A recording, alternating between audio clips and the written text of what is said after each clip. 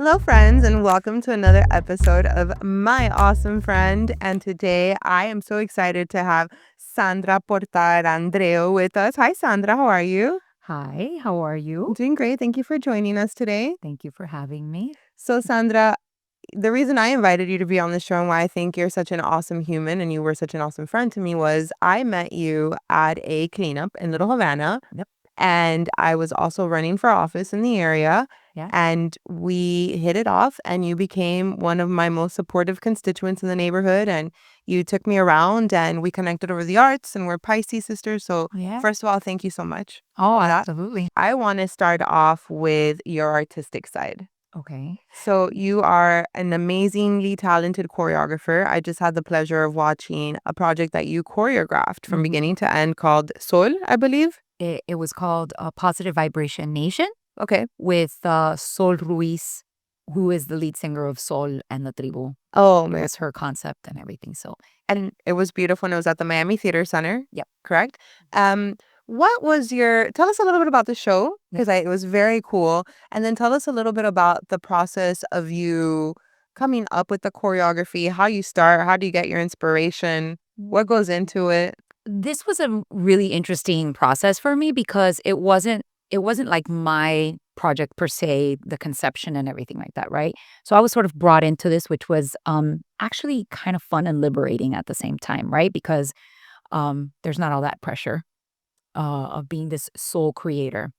So Sol, I have seen her perform in her band in numerous places throughout the years, and I connected with her at a friend's party, and she was performing, and we just started chatting, and she goes, I have this opera, a rock wawanko opera.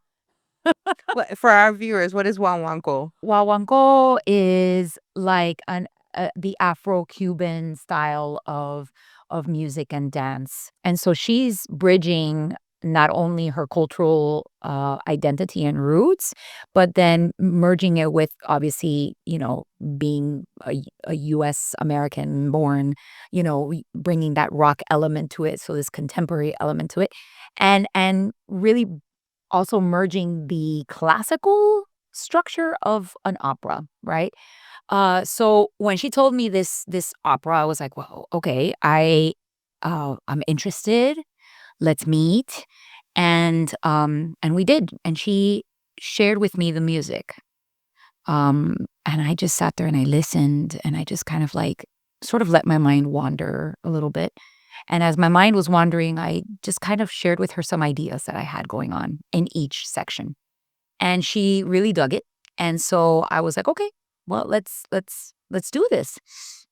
The director came in to the project. His name is Teo Castellanos, and we, auditioned dancers, and little by little, we were kind of working all three of us together on this work. We shifted things, changed orders, added stuff.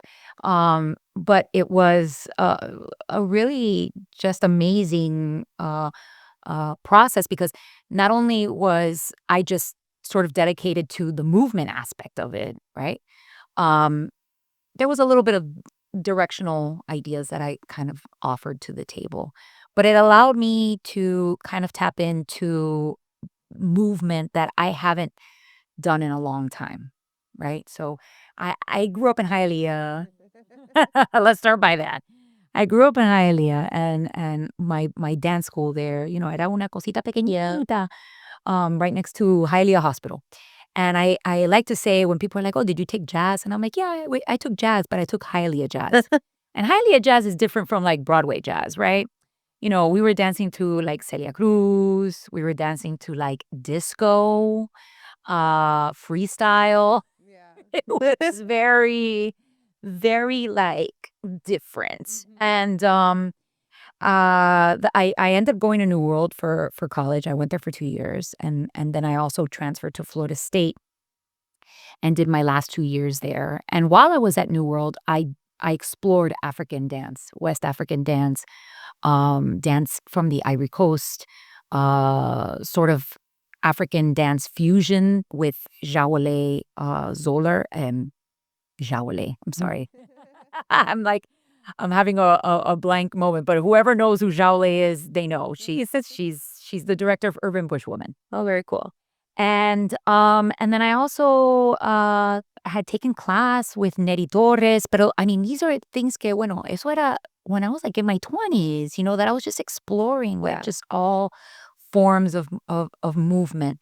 And so I had to tap into that. And it was really nice to kind of go back there and also have these young and vibrant dancers. They were fantastic. Were phenomenal. So into it that I was like, okay, great. Like, my body can't produce this stuff anymore, but yours can. Yeah. It was intense because there were cartwheels and sliding and all sorts of rhythmic movement, and it was nonstop high energy. I was sitting in the audience going, Sandra is putting them through a ringer. Oh, yeah, it was intense. It was beautiful. It was 50 plus minutes. I would say between 50 to 55 minutes of nonstop. I think they had one break. And every song was almost like a different chapter. Yeah. So I'm going to go into that in a second. But basically, Sol wanted to explore like being so far into the future that you kind of forget or lose that identity of the past, of the roots. So that's what her character was searching for, is to go back per se to the past, but in our present, to find to connect with her roots. Oh, that's beautiful. So every song had a different vibe. And I just was really open to tapping into what really served movement-wise the song, the mood, the lyrics, and things like that. So, we played with so many different things. I mean, there was a beautiful waltz, and I played with the waltz. I played with, postmodern dance with all that rolling on the floor. We did rumba, we did capoeira, hicimos un poquito de voguing, I was like, I don't know, why not? Let's bring all these things together, because I think that's what really makes Miami essentially the melting pot. The melting pot that we are. Sorry for that long introduction, but no, but it was great. I don't know if it's because I was so focused on the dancers because I knew it was your work and I really was there to support you. We had just seen each other for our birthdays and you had given me the promo.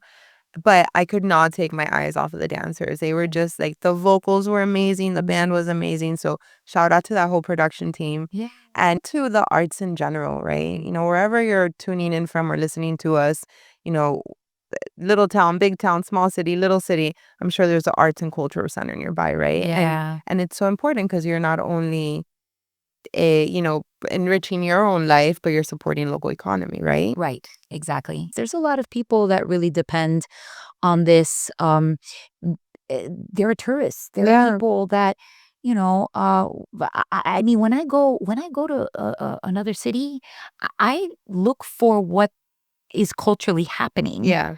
First. Before yes, and I would love to. I'd love to check out museums and everything like that. But I like to tap into what's happening in different spaces. Por ejemplo, I just went to Montreal. Okay. Beautiful city. And Quebec City. Oh, so beautiful. God. Mm-hmm. I was like, what is this magical place? It was beautiful. So clean. People, so clean. So nice. The people were so nice. And, we did the recorrido, right? We saw the old town, we saw the sights, we saw this and that. And I remember telling my family, I was like, guys, I ordered us tickets for this espectáculo. And they didn't know what it was. And I was like, you guys are going to be surprised, man. I hope it's really good, too, because it looks really cool on video or on pictures. And it was at their Notre Dame.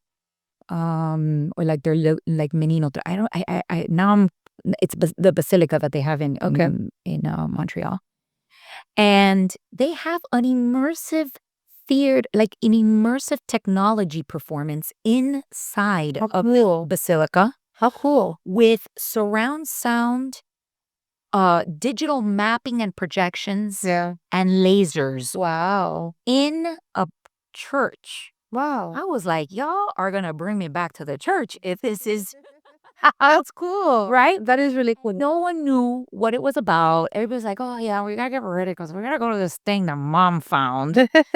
And let me tell you something. We went. We sat there.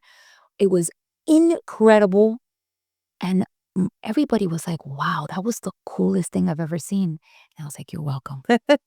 You're welcome." Yeah. You know, art. It's sometimes the experiences are just that, those kind of arts and culture experiences that are new and unfamiliar and Yeah. delight you for a few hours. And they just like leave these like subtle little imprints Yeah. that you won't forget. Like I know I'll never forget that. I Yeah. know my kids will never forget that. Yeah, and You it's know? moments shared with family and friends, and so if I have to put a call to action to my audiences, go check out your local theaters, your local museums, Yes, please. local dancers. Yeah. We have so many here in Miami, the Colony Theater, the Miami Center Theater, the South Day Cultural Arts Center, the Dennis Moss Cultural Arts Center. So, Yeah. Although the mouse is now the South. oh, okay, It okay. it it, it Which is mer- the one at Bird Road?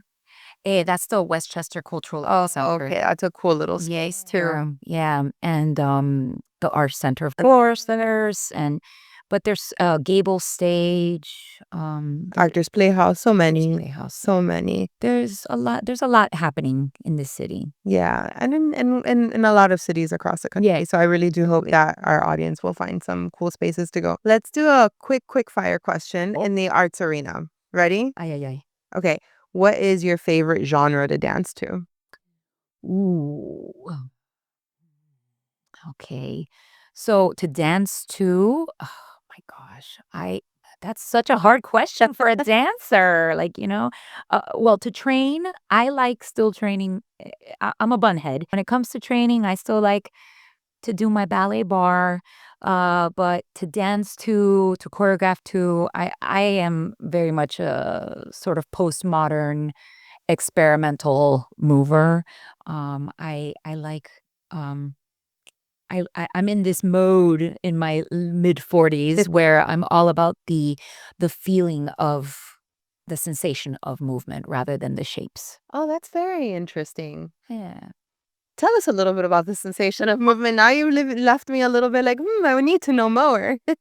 Yeah, I think it's because you just get to a point, with our bodies aging and it's a very visceral experience when you know what you were capable of doing when you were young Yeah. and you're like, well, I can't do that anymore. But now, it begins to take a different sort of shape, if you will, and so it's going back to my choreographic sort of ideas and styles. Sometimes it's about what is this music or this text or this space making me feel, and how does that feel when I'm producing that shape or that movement, that sensation.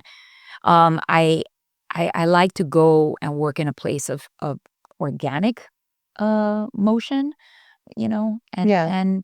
and play from there, things que me salen naturalmente rather than like forcing a shape and Yeah. Oh, it's beautiful. because That is beautiful. thank you. So I think it's an evolution. Yeah. But when you get the chance to work with young bodies, you could be like, go to that shape. Do those 17 cartwheels thing. Yes, please do those cartwheels, jump and, throw yourself on the floor. You can do it. I did it. I used to do it too. That's awesome. Yeah. Sandra, if you wouldn't have been a dancer or if you would have not been able to continue choreography, being a choreographer, what would be your next career? Well, um, I actually have a minor in communication. Okay. I probably would have continued going down that road. So I was a part of the FSU Live TV team Oh. back in the So this is no stranger to you. You're right at home. I mean, I do feel at home. Yeah, and I was like the entertainment reporter, and it was like really interesting to kind of explore news in a way, even though I had done theater work and everything like that. So, yeah, I liked the connection to community, Yeah. to have conversations with people. I really love that. I really try to hold on to that when I'm making work too. But I had an internship at NBC6, and I was in the sports Oh, department. fun. I learned editing there Oh. on, like, the old school discs y todo, so, like, all this stuff with the programs, and I was like, "Y'all get it so easy? Like, try editing with a VHS." Yeah, my grandmother used to be a famous actress and locutora, which is a radio announcer. Yeah. And I would go film with her, and I'm talking, I don't know, mid 80s, early 90s. Mm. And I remember La ci Chicho and La Cinta, and Chicho would cut the cinta, cinta's tape, so like the cassette tape, and he would cut, he would literally splice it with tape. Yeah. And then he would move it on and then splice it and cut it some more with tape. So cut and paste was literally cut and paste. For real, straight up. And, I mean, we didn't do the cinta, but it was, like, a different thing, and, I really enjoyed that experience. I Yeah. learned a lot, but I realized that, my first passion was always to be an artist, and I kind of looked at it as, like, "Look, I don't have that much time, to be a dancer." I mean, I never thought that I would be still in my 40s, doing this kind of work, but, That's also because we grow up around people who said, like, arts is not a career.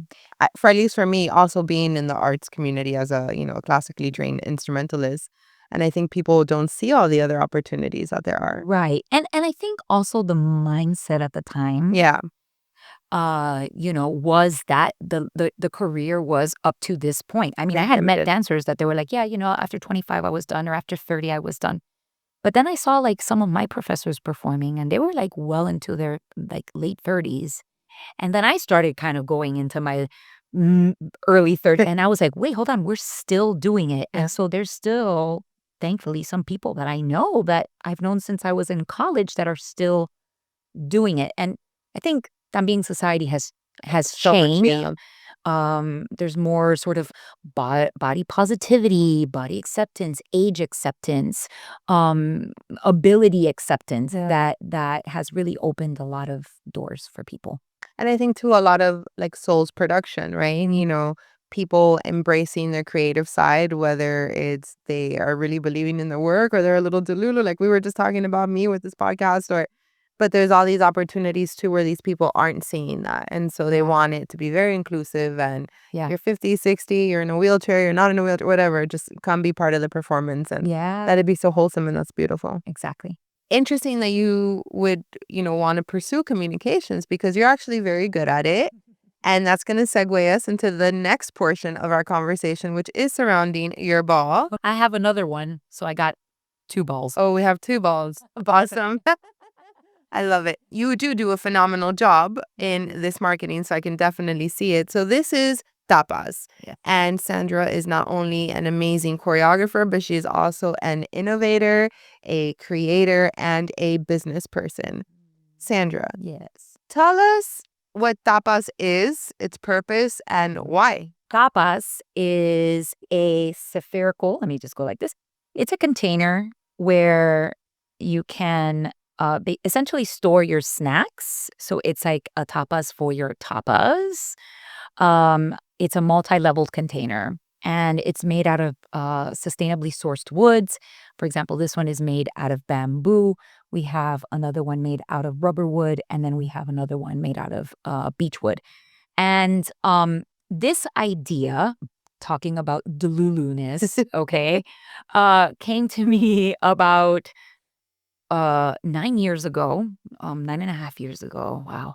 And, being Latinos and the family, and we constantly have, like, family gatherings and things like that. My parents, they always loved having people over. They still do. So, one night, I remember my mom, um, it was like, como de, I don't even know how to say it in English, pero de repente, like all of a sudden, Mm-hmm. she had a guest that was coming over, somebody from the family, and she had a lot, like, worked all day, and so I came a little early to help her set up, and so we were just trying to make like a little tapas table because my mom loved to always have a little table for snacks. And I remember that day, ella, she was like essentially tirando las cosas, like throwing this plate here, this plate there. And she's like, ah. And I looked at the table. It was full of plates, like a plate with like 3 cheeses. And I was like, oh my God. And I remember telling her at one point, I was like moving things around. We were shifting things around. And I just said, wouldn't it be nice if there was like a little container where you could put like all your stuff, organize it really nicely, and then bloop, bloop, you just put it on the table, open it up, and voila. And then I'm going to kind of open it up so that, people could see it, right? Right. And then you open it up, and then essentially it is like having your snacks ready to go. Yeah. Mira, ay, se fue la cosa. Se fue. I am breaking it. Cerró. I am breaking it. I'm not doing it justice. I am a fan of them. I have bought some for Christmas presents and birthday presents. Very lovely. I love the marketing that you do with like even the jewelry in it. Yes, yeah. So that, let me put this down so it doesn't make sound on the microphone. It's okay. I'm gonna scoot it over right there. Scoot it over. Beautiful. So, it was essentially sort of bringing this essence of my art world and family and food together. And that's what I think merges or makes tapas so special, is that it is a sustainable, art centered, functional piece, something that you can use for time and time and again. It is very durable. So, And easy to clean. I remember I called him like, Sandra, ¿cómo limpio esto? And you're like, dude, just unscrew the top and you're good to go. And it was the easiest thing ever. yeah. I actually have the top separated here for this reason. But you see, it does come apart, and then you can just like clean them up and stack them up, and then you're ready to go.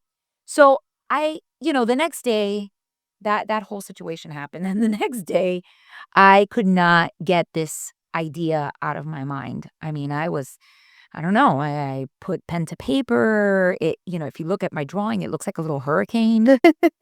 And because I'm okay at drawing, but my forte is in my body. One art skill at a time. Exactly. I started looking online, and I couldn't find anything that looked like what I had in my mind. All I kept on seeing was those stackable, Like cupcake tiers, tiers. Yeah. things like that. And I was like, yeah, but that takes up space, and you're not really going to have that out on your table. I was like, I want something that people could essentially use all the time. Yeah. Like, I have mine on my kitchen counter, and I'm putting my limes, my the little Hass avocados, Cute. like whatever I need to cook and just grab real quick, I put it on it. And I just was like, no, this needs to be something there's nothing out there. I can't find anything. And so I remember my husband goes, well, if you want to see if it works, you're going to have to make like some sort of like prototype. And I was like, but I don't even know how to start. And he was like, well, why don't you just get some like foam balls? Me fui para la 27 Avenida. There's an art store there. I walked in, and the woman was like, oh, and I was like, yeah, I'm just looking for foam balls. And she was like, okay. And I saw all these balls of different sizes, and I just started cutting and layering and toothpicks and whatever. Sounds like a project from elementary school. It really did, man. And I've got to say that probably a 5th grader could have probably done it way better than mine, but it was fine. I still have that, by the way, that wonderful ratchet model. And I remember I showed him, it was like all, and then my parents were like, okay, my dad, because my dad's really a visionary too. And he was like, you need to talk to somebody.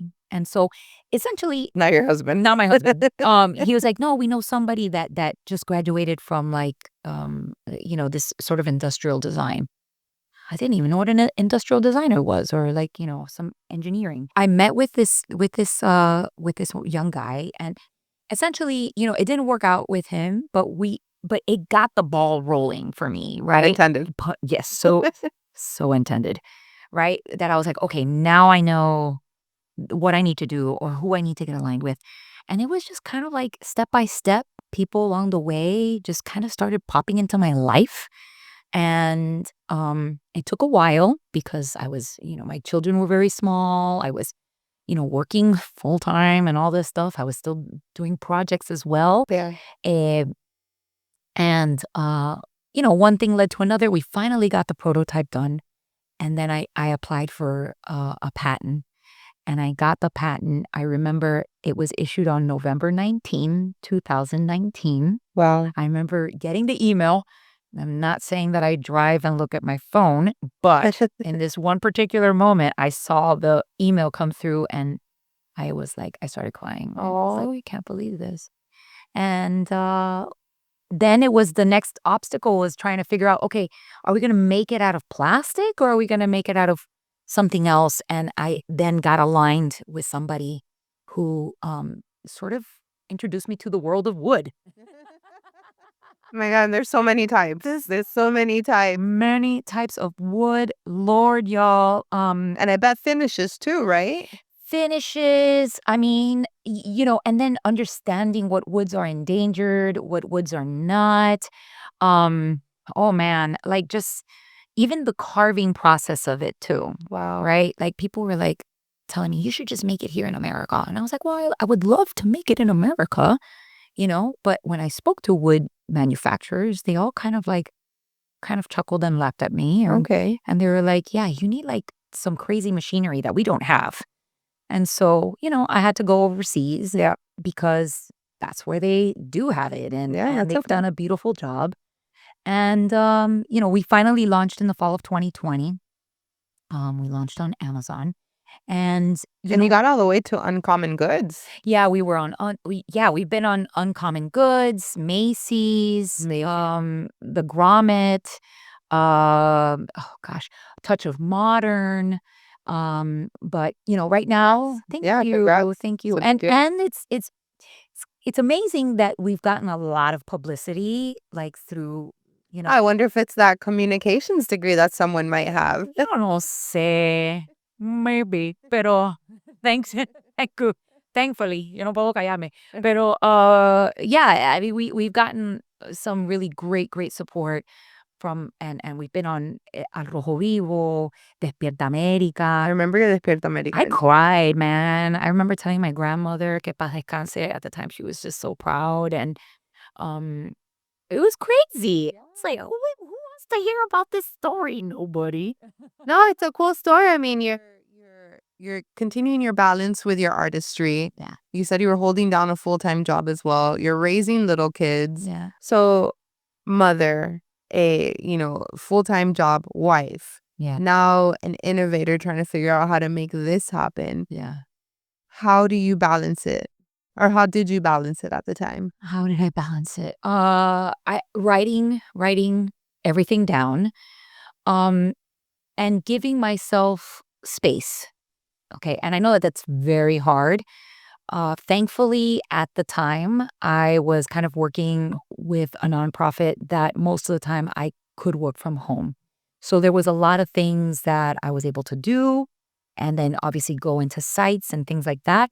But it kind of gave me some room to like, okay, dabble here, right? Yeah. And I had I always bring her up, but I just adore her. She's my um, artsy godmother.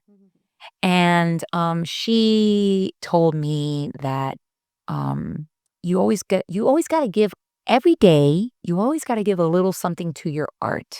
Okay. Okay. Her name is Stephanie Jaffe, and she's actually a visual artist as well, and she does mosaics and she has a business and everything, and a mom, and so she was like living Yeah. through all of that, and she told me she's like every day. It doesn't, and so that's the thing. It wasn't like I was doing massive overhaul stuff. Yeah. If it was sending one email, if it was reading or looking up and getting some information about a particular type of wood, like every day I knew I was feeding that project. You're Now, building it little by little. little by little. So it took us 5 years Wow. to go from paper to launch. Yeah.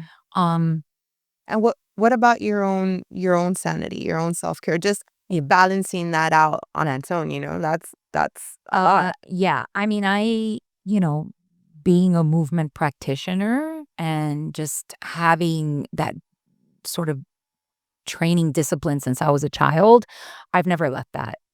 I don't feel connected if my body's not sort of connected in some way. So I always try to give myself time during the week to take a yoga class or a Pilates class, or even if I can't make that, I could still walk. Yeah. I could still walk. And so I purposefully write it down on my calendar. Okay, hoy vas a caminar, and tomorrow vas a hacer esto, y mañana or whatever. Yeah. And I try to give myself at least those sort of goals every day to do something, whatever. Amazing. Meditate. Well, I'm really, really a proponent of a nice little 15-minute power nap, y'all, because we need that. We need to embrace naps. We sure do. I wish I knew how to take just a 15-minute. It's a training. It's hard. You got to train it. Mira, right before I came here, You took a power nap? I took a little 10-minute, No. and I swear the body does. It's so funny. I put the phone on. I put it for 10 minutes, and I just lied down. With my weighted blanket, and I just sat there, and I was like, and dude, 30 seconds before that timer went off, I was already like, Coming back to life. boom. Yeah. Nice. And it's a training. It is. My friends say that a 3-hour nap is not a nap. No. I beg to differ. No. I'm sure other people beg to differ too, but Yeah. that's just a full almost REM cycle. Yeah, that is a REM cycle. I mean, yeah, but even if it's just a little bit. So yeah, naps. Naps. Naps, a little movement every day, and just a little bit every day. I think, I'm reading a book right now that it's kind of funny. My friend gave me 2 books for my birthday. Just Kids, Okay. from by Patti Smith, which was excellent. I was like, oh my God, it was like, diving into like this woman's world and how like art essentially found her, Oh, right? nice. Yeah. She was always interested in it, but it was like because of the circumstances she was in, who she met, it was like everything found her. And I was like, wow, what an incredible place to be. All right. Yeah. And so I was like, wow, I almost cried and everything. It was just such a beautiful story. And then I said, thank you so much. He was like, that book is so you. Like, I know. But then the other one, I was like, yeah, that other book is me too. And it's called The Power of Pause. And I was like, it's an ongoing practice to try to find like just moments of pause. Yeah. And I feel like, when this came out, people were like, oh my God, you did that during the pandemic? Like you just did that? And I was like, no, y'all, this took me like 5 years, people. Like, era poquito a poco. Just, riding that little choo-choo train Until you got there. until we got there. You did it. Congrats. Thank you. That's huge. It's huge. To have a concept to just come to life and see it, whether it doesn't succeed or it does succeed and you are succeeding, it's just nice to see it. So congrats. Thank Honestly, you. congrats. Thank you. And you're succeeding too, because here we are Here we are. on your podcast. And I remember your other podcast. Yeah, so funny enough, during the pandemic as well, because as I've mentioned before, there's so much bad news in the world. Why not flood the internet with good stuff news. only? Yeah, good news. So I tried to launch something called Good Stuff Only, but I let my, perfection enemy get to me. Sandra, what's been what choreography Mhm. has given you the most joy, since you mentioned joy? Well, wow. I feel like, okay. So every work that I've done has revealed something to me, right? Revealed, In a personal capacity? yeah, in a personal capacity of things that I thought I couldn't do, but I did, or certain limitations that I had, but was able to overcome them. And I feel like each work has sort of continued to bring me into a newer space, Uh, One of the works that I will always like hold really near and dear to my heart is the work that I presented at the Perez Art Museum Okay. back in 2021. And the reason why is because it was it was sort of like a multi-layered project, right? And multi-generational, Love it. because I worked with children and families and mothers. And it was all about how do children envision Miami in the year 2050, right? Interesting. So this was all done during the pandemic, and part of it was interviews that I started having with children about what their thoughts were about climate change, and what do they know about that word? How does it make it feel? How does it make them feel? Yeah. And then putting it into context of like, how do you then envision the city, and what kind of offerings of hope can you give? And so they would have these conversations through Zoom with me, and then they would draw what they shared. Nice. And those drawings became an animated short film, something that I had never thought that I could ever do. Like, even when I applied, I was like, I don't know, it sounds really cool. I don't know if I can do it, but I'll figure it out. And thank God I was presented with Brenna Werner, who is an incredible human being. I love that. I love that woman. And she is an animator. And I was like, I have these drawings. Can we do something with them? And she was like, well, yeah, actually, we could totally like animate them and make them move. And I was like, oh my, it's great, because si no iba a ser tremendo slideshow. Yeah. Be like, guys, see what I came up with. And we made this beautiful short film that took those conversations with the kids and animated them into this sort of film. It was very hard. Like, people see it and they're like, wow, Yeah. it's super choque. And imagínate, at that time, Hard not because it was hard to produce, but hard because of what the what they were, context, the what the kids were context saying. and what the kids were saying. Wow. Yeah. And I think people need to remember that, we were at home Yeah. for a year and a half. And so these kids were really feeling it. Like, they Yeah. were like, yo, like, we're feeling the world right now. Yeah.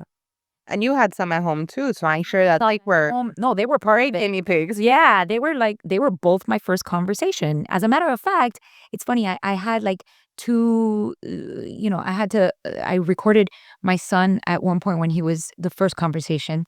And then I was like, he kept on drawing other things for the film, and he's like, "Here, mom, I want this. I want to add this to the film." And it was like this beautiful drawing of like the animals and whales and things like that. And I was like, "Okay, well, what do you want to say about that?" And his voice had changed within that year, Okay. so it shows up in the film. Nobody knows it, but I could tell. Like, I was like, "Oh, that was that was then," and then this was a year, later. Um, And is this project still available? Yes. I mean, Online. Okay. Yeah, people could see it on my website. It's been shown in a few festivals. What's the website? My website is sandraportal.com, so you can definitely check it out there. But essentially, then that film became sort of the base, right? It's like, okay, now the performance. Yeah. What is the performance going to look like? And so, uh, what I did was that I reached out to moms whose children were part of the film that were dancers. Okay. We were all over 40. And we were all like, let's do this. Let's create this beautiful movement to support and show like that we are raising this next generation of resilient children. And so we did that outside of the Perez Art Museum with that beautiful sculpture of Jaume Plensa. And the film was projected. Oh, cool. Film were like mapped onto this beautiful face. I when I fit and on top of everything, that was one of the first like performances that people had gone out to since the pandemic. Wow. So people were hungry for it too. People were hungry for it. Everybody was outside in community, and it was just, I don't know. I sat there and I thought to myself, wow, I couldn't have done any of this with the 37 children and their families. Beautiful. And like the people that came through for me, like all of that, I just felt so like, wow, this is community. Like, Yeah. this is what community means, because it wasn't just like I had this idea, but it was about I believe in it. Yeah. And I wanna let's be part of it, Yeah. So yeah, that to beautiful. me I will always hold I mean, all the pieces will hold a place in my heart, but that one, I think it's because I shared it with my children. Yeah. Yeah. That's beautiful. Thank you. I know I say that's beautiful all the time on the show, but it's true. We talk about so many beautiful things. I can't help it. Beautiful stuff. There's so many beautiful things out there. Beautiful people, beautiful things, beautiful experiences. Sandra, where, where are you now and where is Sandra going? What can we expect from Sandra? Ay, ay, ay. So Sandra, My guests love these questions. yes. So Sandra now took yoga this morning, took a nap, and is caffeinated. Sandra's living her best life I'm today. living my best life, and I'm having a wonderful conversation. That's where I am right now, I love it. and I'm really enjoying this moment to just kind of, I guess, share, but also celebrate you as well and your endeavors. Because I think we're both vision. We have vision. It might not come fast, but it comes. We're the creative Pisces side of it. Yeah, we're always swimming upstream. Yeah. So Siempre inventando. siempre invento. Always invent I mean, come on. I mean, all of it. right? I mean, the funny quote, y'all. So my mom used to always tell me that de niña, she would be like, Sandra, no inventes. Coca-Cola en el aire? No, she would Okay. say, no inventes, period. No inventes, sorry, I don't want to make any noises, but no inventes, period. If I wanted to go outside, if I wanted to go to somebody's house, if I wanted, I don't know, pancakes, no invente. And I was like, so of course, when I had that moment, that aha moment, I was like, Mom, what did you think? She's like, ay, Sandra, no inventes. And I was like, how do you say that to a person? That is creative. Like, that's like, You can't. you can't do that. It's like telling me to stop giving you ideas. I can't. The brain's always working. Brains are always working. And for good, too. For good, Yeah. too. So going back to your question, Yeah. not going on to tangents, but yeah, I think right now, I'm in, I'm really excited about what's to come, both in my business and also in my artistic practice. Um, I'm excited, and then I'm also open to whatever opportunities arise. So, What advice would you give other people out there who may want to go back to their artistic discipline or start a new business, a new venture, or just any life advice that you would tell anyone? yeah. Well, There's so much life. there's so much life. Life is lifing all the time. That should be a shirt. Oh, sure. That should be a shirt. Um, Look, I mean, the best thing that I try to follow for myself is that things do take time. Yeah. You know, I think we have to always remind ourselves that the successes that we see on TV and stuff, everybody makes it seem like, oh my God, that they just woke up and boom, like that just happened. It's like, no, dude, it takes everything that is worth doing, that is worth doing properly, right? And perfectly, Yeah. right? Because sometimes there is value in well, I just say there is value in doing things right, Absolutely. right? Las cosas bien hechas se toman tiempo, right? So translation, the things that are well done take time. Yeah. And I think as long as you give yourself permission for time, then you're gonna just keep on going, right? So that's one. Taking time every day, I think, to even if it's like writing a note to yourself or, Googling something and putting it on the tab list or, I don't know. Those little things are little nudges of inspiration that will go a long way. And then lastly, I would say is to couple all of that is to reach out to people and really work with your network. Yeah. Or I always say, like, trust your tribe, right? Yeah. So, I people love that. Trust your tribe. trust your I tribe. love that. Yes, I need to like trademark that. But Mhm. And I say this because, as Latinos, Latinas, Hispanic people, we're very superstitious. Oh, yeah. Y el dicho is like, oh, no digas nada porque se te va, Te va a salar. yeah, yeah, exactly. Se va a salar or no se te va a dar. Which is basically like you'll be jinxed. Yeah, you'll be jinxed. Like you shouldn't share it. You shouldn't talk about it. And look, I mean, I guess there's certain truths to like that because sometimes you just don't want to talk out of talking and whatever. But if you have something that is really special, eh, and that you're working towards, it's good to have conversations with people and Absolutely. just say, hey, look, man, you know I know that you do this, and, is there any way that you can help me? Even if it's just kind of reviewing a document for Yeah. me, or if you don't, do you know somebody that Yeah. would? Or, and so that was for me the most really how I got to where we're here, like where Yeah. we're at, right? Is these conversations that you have with people, not just in your circle, in your immediate circle, but in your network. Yeah. And I just like to say a lot of the times people are really rooting for each other rather than slamming. I mean, it takes a lot of work and energy to be like, Yeah. Yeah. like that, rather than just be like, yeah, girl, don't worry about it. I got you. Like, here, boom, Yeah. let me connect you to so and so. And that takes Kindness. It doesn't cost anything. it doesn't cost. It's so free. It's so wonderful. And I think you get rewarded, just by sharing what you know. It's good karma. It's good karma. So that's what I say is That's good. take a little time every day, trust in the process, and also trust your tribe.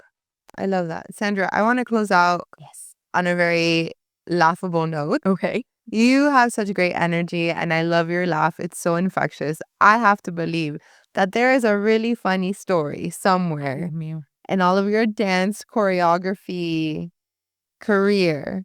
Anything that's worth sharing. Anything that's worth sharing. That's funny. That's funny. Just to end on a nice little funny note. Oh, I have so I have a dance. I knew it. I knew it.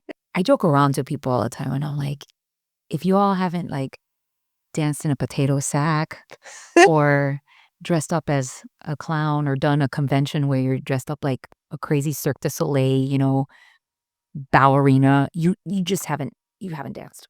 Like, I'm like, whatever. But this one kind of takes the cake. So I danced back up for a drag queen. Oh my God, I knew this was going to be great. In a pageant. Okay, in a pageant. In a pageant. It was kind of like the Miss Universe or the Miss USA, but for the drag community. Yeah. And this one particular queen, she was known for being the Bette Midler of, she was Bette Midler. Like she looked like her total. Okay. So she did the Bugle Boy Company be okay, yeah. right? And so she did this it's like it's a whole pageant. Like I was backstage at Club Mansion On South Beach. on South Beach, right? Perspective. And they did all the categories. The category is pose.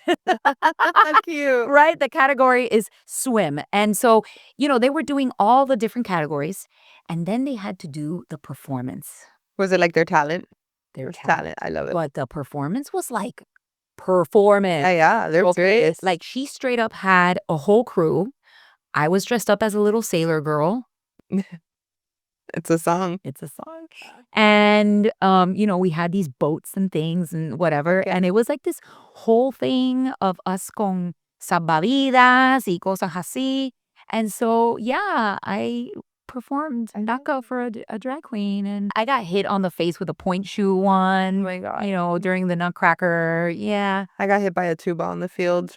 It happens. It happened. It happens. And we just smile and keep on going. The show must go on. Show must go on. On that note, this show is going to wrap up, but thank you. Thank you again. You are an amazing human, and I will always appreciate what you did for me. So thank you so much. Well, I will always support you 100% on anything that you do. Yeah. Thank you to all our viewers for tuning in to this very special episode with my awesome friend Sandra, the choreographer, the business owner, the mom, and the everything, the inspiration. Thank you, Sandra. Thank Thank you. you to our guests, to our viewers, and please like, subscribe, share, all the things, yada yada yada. Yay. All the things. Thank you. We'll see you on the next episode. Bye.